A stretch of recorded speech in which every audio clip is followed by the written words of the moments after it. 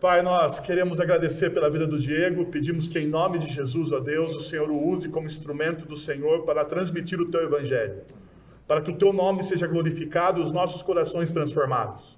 É assim que nós oramos. Amém. Amém. Amém. Amém. Bom dia a todos, que a graça e a paz de Jesus Cristo seja com sua vida. É uma alegria estar de volta a essa igreja, sobretudo por ocasião da celebração de 154 anos de aniversário. Então, eu disse ano passado que a igreja, com uma história mais longínqua que eu havia pregado, era a Igreja Presbiteriana de Sorocaba, com 153 anos. Então, agora eu bato o meu recorde. Eu posso dizer que a igreja que eu preguei com mais tempo de vida tem 154 anos. Se vocês continuarem me convidando, baterei recordes a cada ano. Eu quero fazer uma correção à fala do reverendo Wellington, dizendo que a minha segunda melhor característica é ser amigo dele. A primeira é ser marido da Aline, tá? Então que isso fique claro. E aí em segundo lugar, aí sim. Mas também a alegria estar com meus amigos aqui, Júnior e Fernanda, irmãos queridos, amigos do coração que vieram lá de Indaiatuba, que congregam na Igreja Presbiteriana Central, não é? De Indaiatuba. Reverendo Paulo Gerson está lá. Então, uma alegria rever os irmãos, uma alegria conhecer novos irmãos e uma alegria também poder testificar da graça de Deus. Existe um texto no livro de Atos dos Apóstolos que diz que quando Barnabé chega em Antioquia, ele viu a graça de Deus. Essa é uma expressão interessante. Então, eu estive aqui ano passado e vi vários dos irmãos e poder ver essa igreja cheia de gente, cheia de crianças, uma igreja multigeracional, onde anciãos e novos convertidos, onde crianças e jovens estão interligados nessa tarefa de fazer a diferença para o avanço do reino de Deus. Que Deus continue abençoando essa igreja, como assim tem feito nesses 154 anos de organização. Amém? Eu quero convidar você a abrir a sua Bíblia no livro de Apocalipse. Apocalipse. A gente fala Apocalipse, os irmãos até falam, opa, vamos lá. Apocalipse, capítulo de número 3, versículos 7 a 13, se você puder acompanhar. Eu leio aqui numa versão um pouco diferente, nova versão internacional, NVI. Apocalipse, capítulo 3, versículos 7 ao 13. Eu gostaria de propor como tema da mensagem do sermão dessa manhã, a igreja que Jesus ama. E ao expor esse texto de Apocalipse, eu quero fazer dele também uma oração para essa igreja. Uma igreja que Jesus ama, uma igreja que ele tem mantido fiel e uma igreja que cremos que ainda viverá muitas coisas para a glória de Deus. Amém? Apocalipse capítulo 3, nós vamos ler e depois eu quero convidá-lo a orar mais uma vez. Versículos 7 a 13, a palavra de Deus diz assim: Ao anjo da igreja em Filadélfia escreva: Estas são as palavras daquele que é santo e verdadeiro, que tem a chave de Davi. O que ele abre ninguém pode fechar, o que ele fecha ninguém pode abrir. Conheço as suas obras. Eis que coloquei diante de você uma porta aberta que ninguém pode fechar. Sei que você tem pouca força, mas guardou a minha palavra e não negou o meu nome. Veja o que farei com aqueles que são sinagoga de Satanás e que se dizem judeus e não são, mas são mentirosos. Farei que se prostrem aos seus pés e reconheçam que eu o amei. Visto que você guardou a minha palavra de exortação à perseverança, eu também o guardarei da hora da provação que está para vir sobre todo mundo, para pôr à prova os que habitam na terra. Versículo 11, venho em breve. Retenha o que você tem, para que ninguém tome a sua coroa. Farei do vencedor uma coluna no santuário do meu Deus, e ali ou dali ele jamais sairá. Escreverei nele o nome do meu Deus e o nome da cidade do meu Deus, a nova Jerusalém que desce dos céus da parte de Deus, e também escreverei nele o meu novo nome. Aquele que tem ouvidos, ouça o que o Espírito diz às igrejas. Vamos orar mais uma vez? Senhor Deus e Pai, nós te louvamos pelo privilégio de estarmos aqui, em culto solene, reunidos diante da tua presença, como teu povo, dispostos e desejosos a ouvir a tua santa voz, pela exposição fiel das Sagradas Escrituras.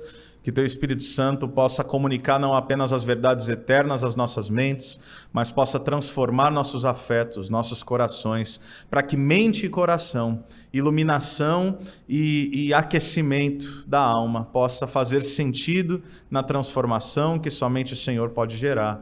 Assim nós submetemos as nossas vidas a Ti, ao Teu Espírito e à Tua Palavra, é o que nós te pedimos no nome de Jesus. Amém. Amém. Imagine você que você é um cristão do primeiro século e você, quem sabe, foi testemunha ocular do tempo em que Jesus passou pela terra. Você ouviu falar e você percebeu a sua atuação, os seus milagres, o seu ministério. Você vê que Jesus Cristo, ele toca pessoas de uma maneira completamente diferente, ele cura, ele salva, ele redime, ele purifica leproso, coisa jamais vista na história da redenção de Israel, a não ser por uma ocasião excepcional, mas jamais feito por um rabino, por um mestre. Esse Jesus que agora vai gerando uma esperança e parece ser o cumprimento daquela que é a ardente expectativa messiânica do Antigo Testamento, e agora ele vai se materializando e as multidões vão o seguindo e as crianças começam então a cantar, não seria ele o filho de Davi? Você vai tendo seu coração cheio, o reino de Deus parece ter vindo, mas esse Jesus que parece que vai destronar o Império Romano, estabelecer o reino de Deus, restaurando Israel a sua posição de glória, ele morre numa cruz. Aquela esperança parece que morre junto com ele. Na sexta-feira, o luto toma os corações. O sábado é o tempo do silêncio, mas no domingo existe a ressurreição. É o domingo, é o dia do Senhor, o Cristo é ressurreto, a esperança renasce.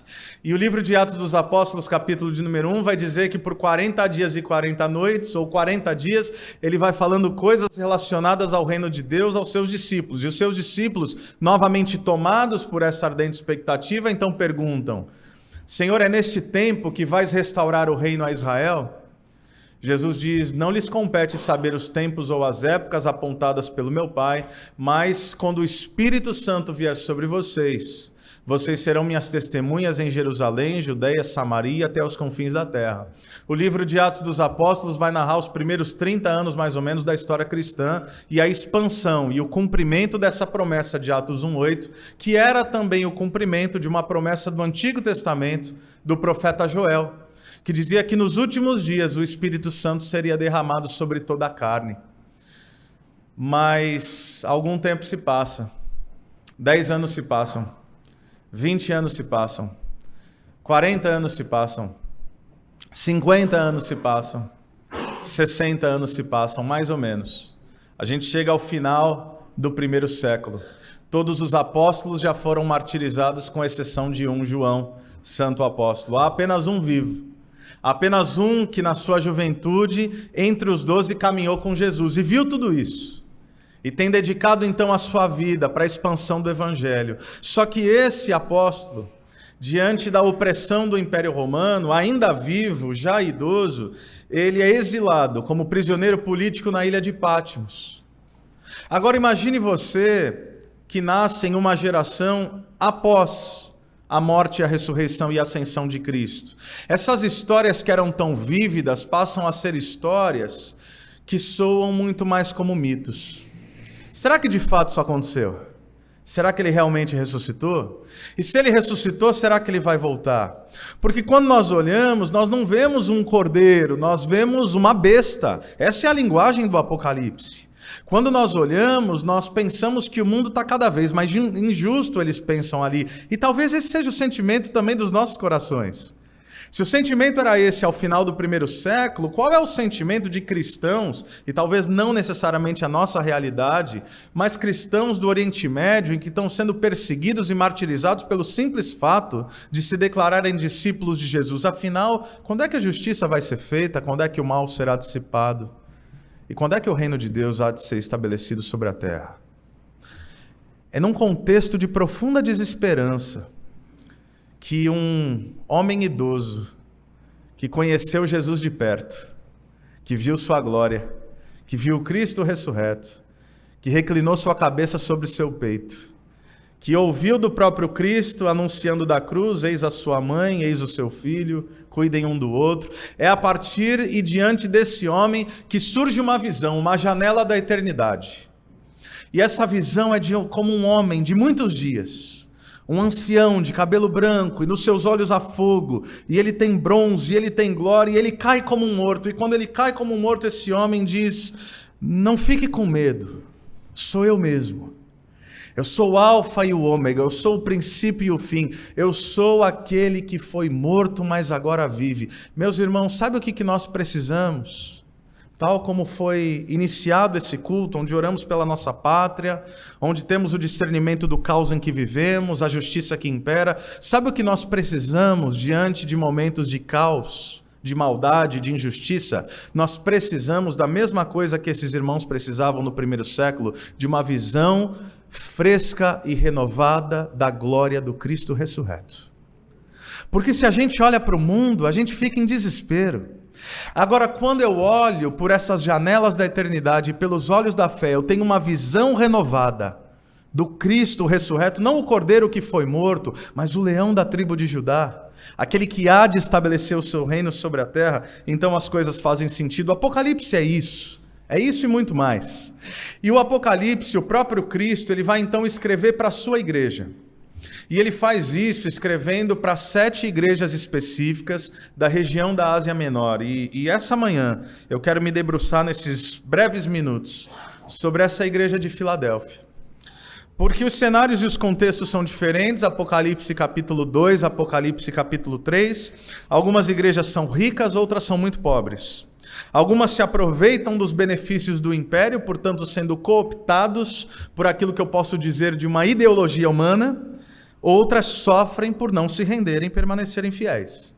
Algumas são apáticas, outras estão vivas e ativas. Algumas são grandes e possuem notoriedade, outras são pequenas e aparentemente insignificantes. E a maneira como cada uma dessas igrejas se relaciona com a idolatria do império, e leia-se império aqui para o nosso tempo, a idolatria do tempo vigente, ela é crucial na percepção da sua realidade e da sua missão. Então é como se Jesus estivesse aqui contando a história, e já no começo desse livro ele nos lembrasse que o reino de Deus ele já começou em Cristo, que a verdadeira vida já invadiu a história, que a vitória já foi conquistada na cruz e que o Cristo vive. E agora ele está dizendo: eu chamo cada um de vocês, eu chamo cada uma dessas igrejas, eu chamo o meu povo a uma vida vitoriosa. E aí eu sei que essa expressão vida vitoriosa pode gerar um ruído no ouvido de alguns. Explico o que eu quero dizer com isso. Não é uma vida triunfalista, não é uma vida vitoriosa a partir dos nossos méritos, mas é uma vida vitoriosa a partir dos méritos de Cristo, mesmo que essa vitória implique o martírio. Mesmo que essa marcha vitoriosa implique sofrimento e adversidade, porque ele vai dizer: ao vencedor darei a coroa, ao vencedor darei de comer do fruto da árvore da vida, ao vencedor darei o meu nome. E Jesus Cristo escreve para várias dessas igrejas. O que é a igreja de Filadélfia? Pense Filadélfia, pense Sorocaba. Pense que Jesus fala com aquela igreja e pense que Jesus está falando com essa igreja aqui. A igreja de Filadélfia, ou a cidade de Filadélfia, é fundada por Átalos, rei de Pérgamo, que possuía um amor profundo pelo seu irmão. Daí o nome da cidade, Philos Adelphos. Philos, essa ideia do amor, o amor fraterno. E essa carta eu escolhi para compartilhar com vocês, porque ela é uma das duas apenas das 7 cartas que não ouvem de Jesus qualquer tipo de reprovação. Então eu não vim aqui, Wellington, para exortar a igreja, não. Eu vim aqui para encorajar a igreja. Eu escolhi a carta de Filadélfia para a igreja presbiteriana de Sorocaba, para que nós possamos ouvir, espero assim, a voz de Deus à luz daquilo que ele tem a dizer. A Esmirna, a igreja de Esmirna, que era uma igreja aflita, uma igreja pobre, uma igreja perseguida, era a igreja que até então não tinha ouvido nenhuma exortação de Jesus. Porque tem igrejas que ouvem alertas e encorajamentos. Ele diz: olha, conheço tuas obras, tenho porém contra ti. Então uma coisa boa, uma coisa ruim. Tem igreja que só ouve coisa ruim, tá? É a igreja de Laodiceia. Tem igreja que só ouve elogios. Uma delas Era aflita, pobre e perseguida. E essa aqui outra é a igreja de Filadélfia. Olha que interessante. A igreja que Jesus identifica como tendo pouca força.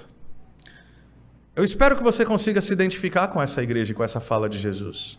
Eu espero que você não se sinta forte em si mesmo.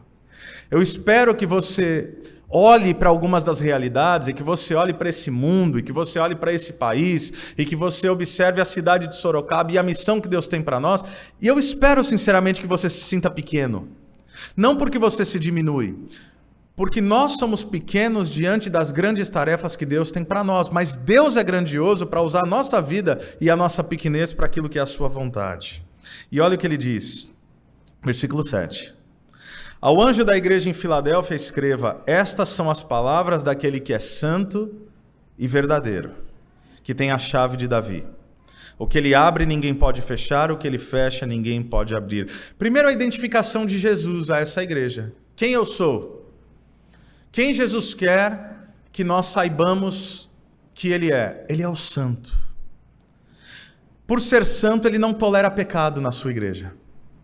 Ele não tolera libertinagem na sua igreja. Ele não tolera a mente dividida na sua igreja. Agora, mesmo sendo santo, ele diz: eu conheço as suas obras.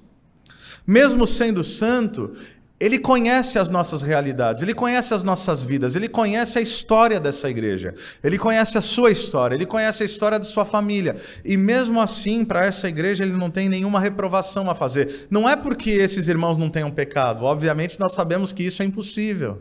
Essa não é a realidade bíblica. Aliás, o próprio João, na sua primeira epístola, vai dizer que aquele que nega que tem pecado faz de Deus mentiroso e torna-se a si mesmo mentiroso, porque não anda na luz, mas já está em trevas. Sua mentalidade obscurecida por não reconhecer sua própria realidade pecaminosa. Mas Jesus, ele olha para a sua igreja e ele percebe, mesmo diante das suas máculas, a partir da sua pouca força, com sua fidelidade, ele enxerga nessa igreja um ambiente de encorajamento. Ele diz: não apenas eu sou o santo, mas eu sou o verdadeiro. Em Jesus só existe autenticidade, não tem farsa, não tem fachada. Eu sou aquele que tem a chave de Davi, ou seja, Jesus é aquele que possui autoridade. E ele também diz: eu sou o que abre e que fecha portas. O que Jesus faz está feito. Os decretos de Deus se concretizam. Aquilo que é a vontade dele acontece. Em 154 anos, meus irmãos, essa igreja já passou por muita coisa. Em 154 anos, é certo que essa igreja passou por momentos gloriosos e momentos completamente adversos. Conversava com meu amigo, o reverendo Wellington, tentando lembrar, discernir um pouco da história da igreja, vários pastores que aqui passaram, momentos onde alguns de vocês que aqui estavam pensavam: puxa vida, será que essa linda história está chegando ao fim? Essa igreja está aqui, está de pé, está viva, está vibrante, está crescendo, porque Jesus é o Senhor dessa igreja. As portas que ele abre, ninguém fecha. Aquilo que ele decreta, não há quem dissipe. Ele diz: eu conheço as suas obras, versículo 8. Eis que coloquei diante de você uma porta aberta que ninguém pode fechar. Agora, quando nós ouvimos esse tipo de expressão, porta aberta que ninguém pode fechar, naturalmente é possível que você já tenha ouvido, inclusive, pregações nesse sentido, ou seu coração tenha se sentido tentado a interpretar dessa maneira. Normalmente nós pensamos portas abertas de benefício pessoal, não é verdade? Então, às vezes a gente até ora: olha, preciso orar por uma porta aberta de emprego. Eu não estou dizendo que está errado.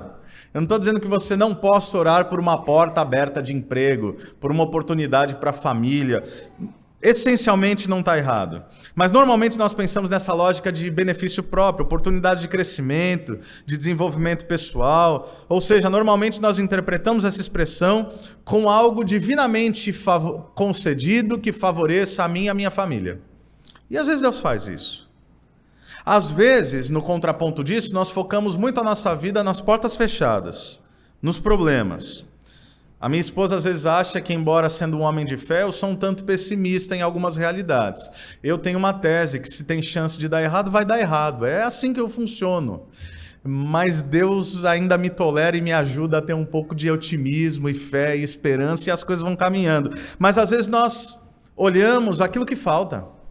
Nós observamos a porta que está fechada, nós olhamos aquilo que ainda não temos, o que a nossa família não tem, o que a nossa igreja não tem, o que a cidade não tem. Mas Jesus está dizendo o seguinte: eu estou concedendo a vocês oportunidades. E isso Jesus está dizendo à igreja de Filadélfia, e eu quero assumir a licença poética com toda a reverência e afirmar que Jesus está dizendo isso para essa igreja aqui em Sorocaba. Eu estou concedendo a vocês oportunidades. Que porta aberta é essa? Basta a gente entender o contexto. Jesus está abrindo uma porta para alcançarmos a cidade.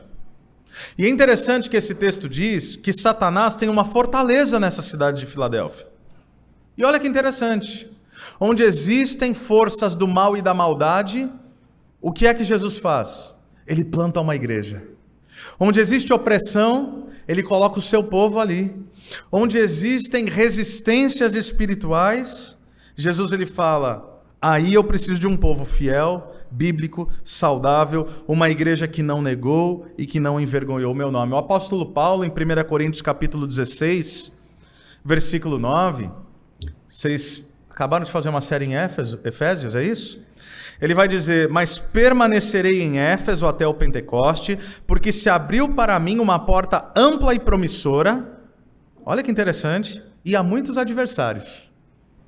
E aí em Colossenses 4:3, o mesmo apóstolo Paulo vai dizer: ao mesmo tempo, orem também por nós, para que Deus abra uma porta para a nossa mensagem, a fim de que possamos proclamar o mistério de Cristo, pelo qual estou preso. Orem para que eu possa manifestá-lo abertamente, como me cumpre fazê-lo.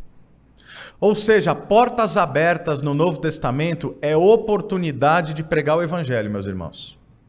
Portas abertas no Novo Testamento é privilégio que Deus está dando de expandir o seu nome e o seu reino. Então, nessa cidade, isso é uma realidade certamente em Sorocaba, como é uma realidade em todos os lugares. Nessa cidade onde pessoas estão opressas, onde pessoas estão espiritualmente aprisionadas, onde pessoas estão, à luz novamente do apóstolo Paulo, 2 Coríntios 4:4, obscurecidas no seu entendimento, ou lá Lucas 24, embotadas na sua mente. O que é que Jesus faz? Jesus nos dá uma oportunidade. É esse desejo de servir a Cristo. É o desejo de fazer uma diferença, o desejo de ver mudança, o desejo de ver pessoas salvas, o desejo de ministrar aos necessitados. A pergunta então que nos cabe, essa manhã, nesse mês de celebração do aniversário dessa igreja, é: o que é que nós temos feito com as portas que Deus tem aberto diante de nós? Como é que essa igreja, como é que a sua vida, porque às vezes quando eu coloco como é que essa igreja, a gente transfere para essa entidade institucional. Então, o que a igreja está fazendo? Isso é problema do reverendo Wellington. Não, como é que nós, igreja, estamos respondendo? Na nossa família, no nosso trabalho, nos nossos ambientes de convívio, as portas escancaradas que Deus tem colocado diante de nós. Eu me lembro de um sermão que eu ouvi há mais de 15 anos, nesse texto. Eu preciso confessar que eu não lembro nada do que o pastor falou, exceto uma coisa. Então esse sermão não é requentado não, tá, irmãos? Não é esse sermão que eu ouvi há 15 anos. Eu não faço ideia do que ele falou, a não ser uma coisa. Como se o Espírito Santo estivesse tocando meu coração, porque quando ele leu esse texto, e por isso que eu não ouvi mais nada depois, porque eu fiquei preso nessa expressão, porta aberta. E aí é como se o Espírito Santo estivesse comunicando essas verdades eternas, dizendo: eu tenho portas abertas. E aí eu lembro que eu fiz uma oração. O Wellington brincou um pouco, né, na minha introdução aqui, por onde eu passo, por onde eu vou e essa coisa toda. E Deus de fato tem aberto muitas portas que eu jamais imaginei, sentar em mesas que eu nunca imaginei, ir a lugares e países que eu nunca sonhei, para a pregação do Evangelho.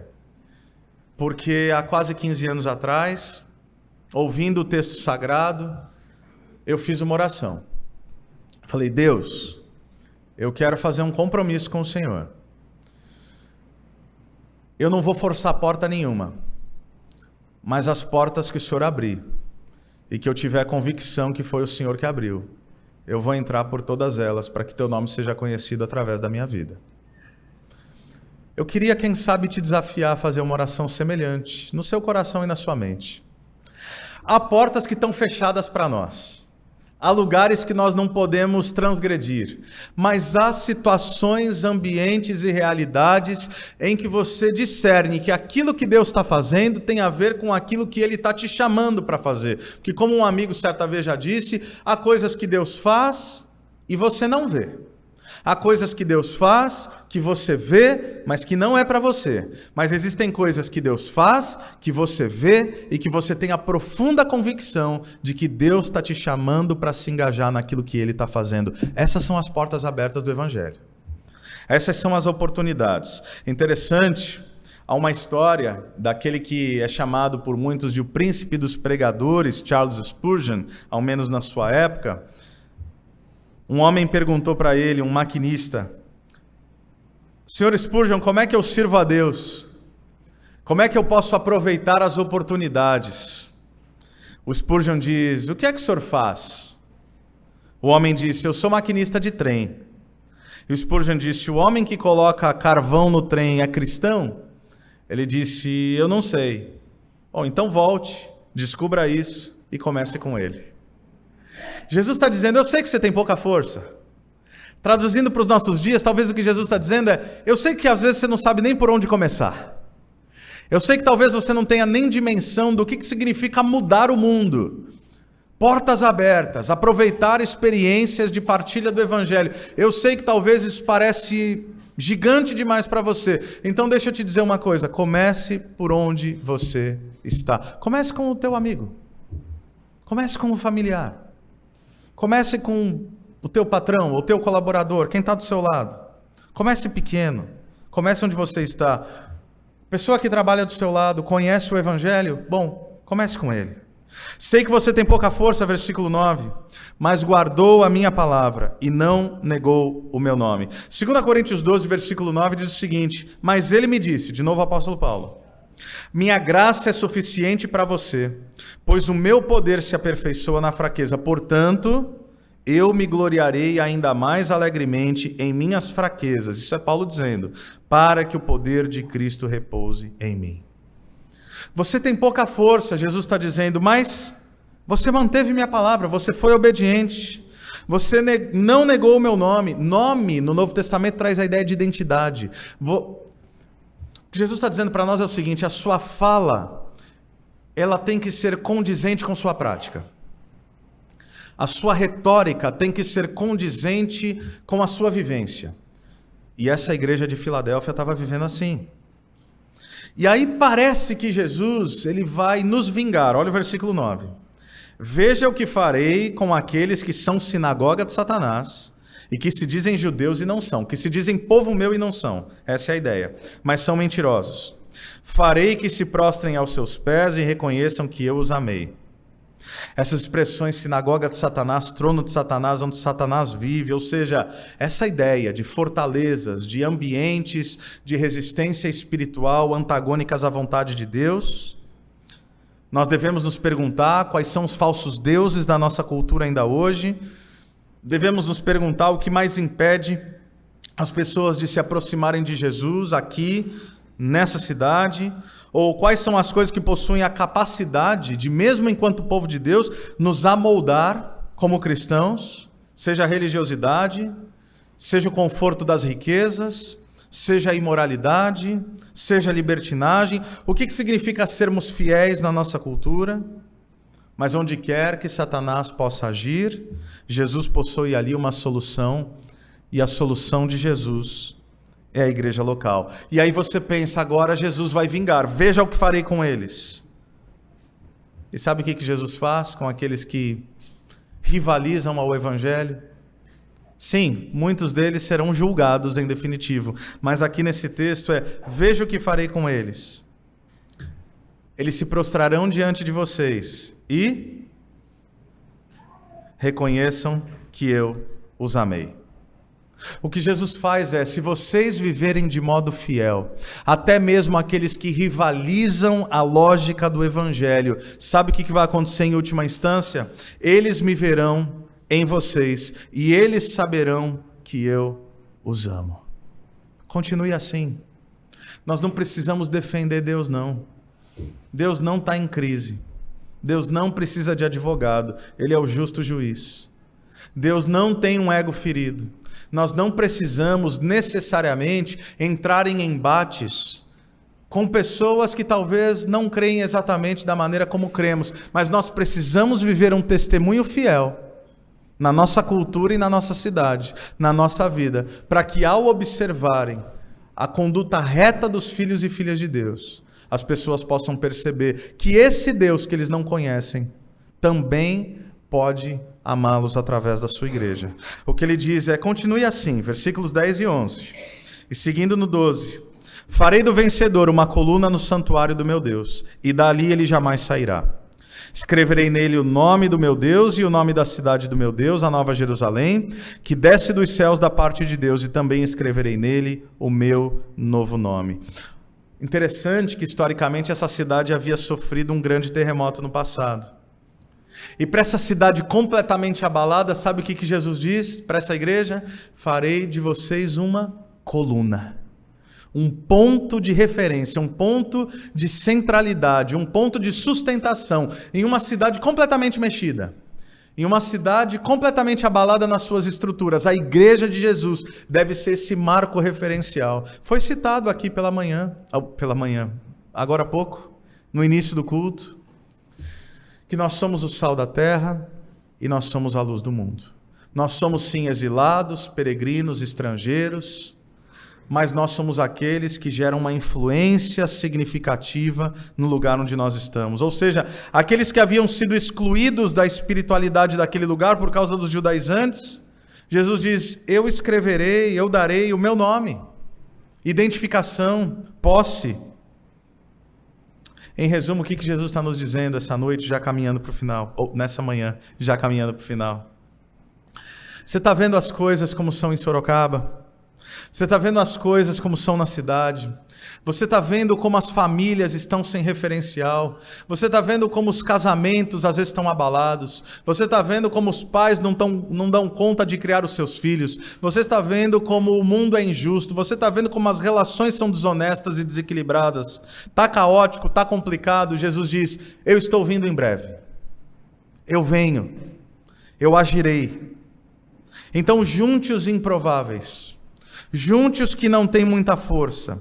Junte quem você tiver aí, que tem o meu nome e que tem obedecido o meu nome. Junte essa igreja de Filadélfia. Junte essa igreja de Sorocaba, que é a igreja de Filadélfia. Por quê? Porque é a igreja do amor fraternal. Junte essas pessoas que se amam. Junte esse povo que aprendeu a amar. Junte essa igreja de gente que ama, porque sabe o que significa ser amada por Deus. Porque se vocês se reunirem, mesmo com a pouca força que vocês têm, a partir do poder de Cristo Jesus, aquele que é forte, essa cidade será cada vez mais impactada, será cada vez mais influenciada, e cada vez mais pessoas deixarão esses ambientes de sinagoga de Satanás, esses ambientes de perdição e de confusão, e se renderão aos pés de Jesus Cristo, se prostrando a Ele e reconhecendo que Ele é o santo, o verdadeiro e o justo. E o que cabe a nós? Ouvir o versículo 13 que diz, aquele que tem ouvidos ouça o que o Espírito diz às igrejas. Vamos orar. Senhor Deus, nós te louvamos por essa manhã, por essa celebração, te louvamos pela tua santa palavra, te louvamos pela tua bondade, pela tua graça, pela tua misericórdia, te louvamos pela oportunidade que o Senhor tem nos concedido, enquanto igreja nessa cidade, de fazer a diferença, de fazer avançar o seu nome, de tornar o reino de Deus cada vez mais sinalizado nesse ambiente. Que o Senhor abençoe profundamente essa comunidade de fé. Que o Senhor abençoe a liderança dessa igreja. Que o Senhor abençoe o reverendo Wellington. Que o Senhor abençoe o conselho e os presbíteros. Que o Senhor abençoe os membros dessa comunidade. Que se há pouco tempo ou há muitas décadas tem dedicado a sua vida ao serviço dessa cidade através dessa igreja. E que o Senhor abra cada vez mais portas. Que o Senhor conceda discernimento para que eles possam reconhecer como se dá o cumprimento da sua vontade para a proclamação do Evangelho e para a sinalização do reino de Deus. Que essa igreja continue, como assim tem sido, por 154 anos, glorificando o teu nome na cidade de Sorocaba. Nós oramos no nome santo de Jesus. Amém. Amém. Que Deus os abençoe. Vamos orar mais uma vez. Pai, nós queremos agradecer por essa palavra, Senhor. Que essa palavra cale fundo nos nossos corações, que nós possamos, ó Deus, não somente ouvi-la e guardá-la na nossa mente, mas que possamos aplicá-la, Deus. Entrar de fato na missão, passar pelas portas que o Senhor abre, Senhor. E que isso glorifique o teu nome, Pai. Nós pedimos isso em nome de Jesus, ó Deus. Que o Senhor nos dê a coragem, Pai, para testemunhar, testificar, pregar o teu Evangelho. Seja qual for o contexto, que o Senhor nos dê a sensibilidade de perceber as nossas fraquezas e nos apoiarmos no Senhor, ó Deus. Nós pedimos isso em nome de Jesus. Agora, irmãos, que a graça de nosso Senhor e Salvador Jesus Cristo, o amor de nosso Deus e Pai, o conselho, o consolo, o poder e a ação poderosa do Espírito Santo estejam sobre vocês agora e pelos séculos dos séculos. Amém.